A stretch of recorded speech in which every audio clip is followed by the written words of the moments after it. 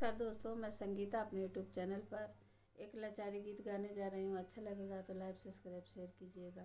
Comment box में बताइएगा गीत आप लोग को कैसा लगा। मैं सुनाती हूँ तो सुनिए। हम मांगी बरहो बजनवा बलम घुघुरु लैके आवे। हम मांगी बरहो बजनवा बलम घुघुरु लैके आवे। हम मांगी बरहो बजनवा बलम घुघुरु लैके आवे। घर का जेवना उनके मनहु न भावे। घर का जेवना उनके मनहु न भावे। उत खल होटल का खनवा बलम पतला बन के आवे। उत खल होटल का खनवा बलम दुबला होई के आवे। हम मांगी बरहो बजनवा बलम घुघुरु लैके आवे।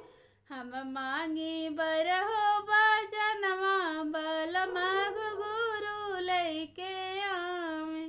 घर का पानी उनके मनहु न भावे। घरवा के पानी उनके मनहु न भावे।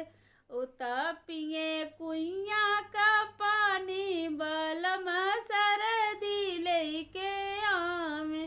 उत पिए कुइया का पानी बलम सरदी लैके आवे। हम मांगी बरहो बजनवा बलम घुघुरु लैके आवे। हम मांगी बरहो बजनवा बलम घुघुरु लैके आवे।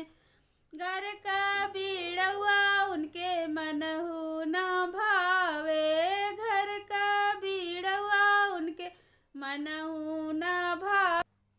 उत कुछ बरैन का पनवा बलम ललरी बन के आवे। उत कुछ बरैन का पनवा बलम ललरी बन के आवे। हम मांगी बरहो बजनवा बलम घुघुरु लैके आवे।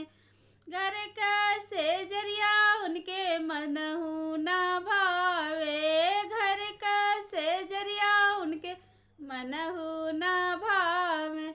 उतासो में सवतन के लगवा बलम ललना लैके आवे। उतासो में सवतन के लगवा बलम होरीला लैके आवे।